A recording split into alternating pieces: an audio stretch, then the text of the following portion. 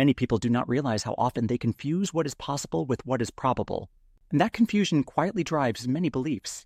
I was listening to the Misquoting Jesus podcast with Bart Ehrman and Megan Lewis, and Megan brought up an idea that stuck with me. She described a conversation she had with her husband about how people will often give up what is probable in favor of what is merely possible. Once you notice this, you see it everywhere. So let's slow this down and get clear on the distinction.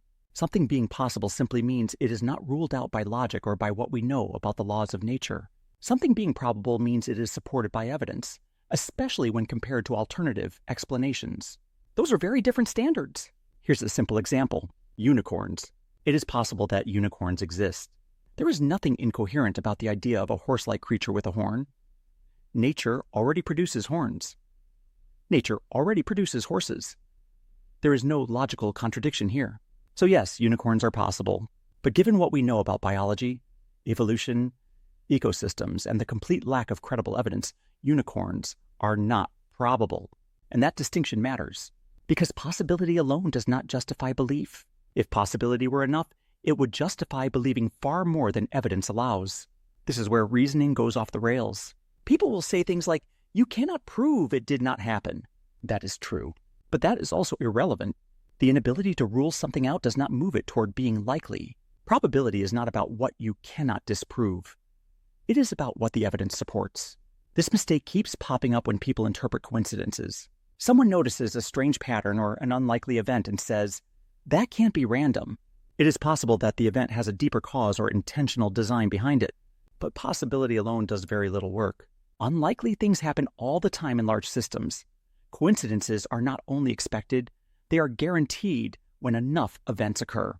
The fact that something feels meaningful does not make it more likely to be intentional. And yet, people often stop there. They treat the possibility of hidden meaning as if it explains the event. The same thing happens with conspiracy theories. Could a small group of people secretly control events behind the scenes? Yes, that is possible. Is it probable given what we know about human coordination, incentives, leaks, and errors? Usually not. But again, the appeal is not evidence. The appeal is that the story is more interesting, more meaningful, more emotionally satisfying.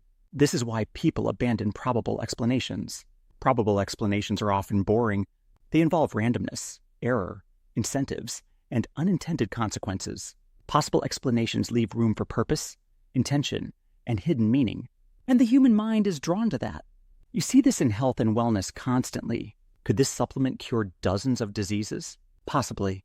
Is that likely given what we know about biology and controlled trials? Almost certainly not. But possibility creates hope. Probability creates limits. And people often prefer hope to accuracy. This distinction also matters in personal decision-making. Is it possible that quitting your stable job to chase a long-shot dream works out spectacularly? Yes. Is it probable? That depends on your skills, resources, timing, and alternatives. Ignoring probability does not make you brave. It makes you blind. Here's the key idea that ties all of this together. Possibility sets the floor for belief. Probability sets the bar. If something is impossible, it is off the table. If something is merely possible, it has done almost no work. Belief should track probability, not imagination. Science understands this. Courts understand this.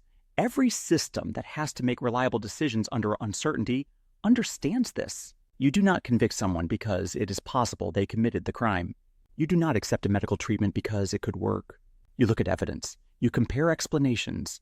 You weigh likelihoods. But in everyday reasoning, people abandon that discipline. They reach for possibility because it feels open, generous, and meaningful. And that is understandable.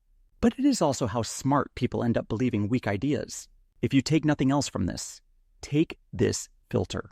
When someone says, "But it is possible," pause. Ask, compared to what? Ask, what does the evidence actually support? Ask, is this explanation doing more work than the alternatives? Possible is cheap. Probable is earned. And confusing the two explains far more of our disagreements than many people realize.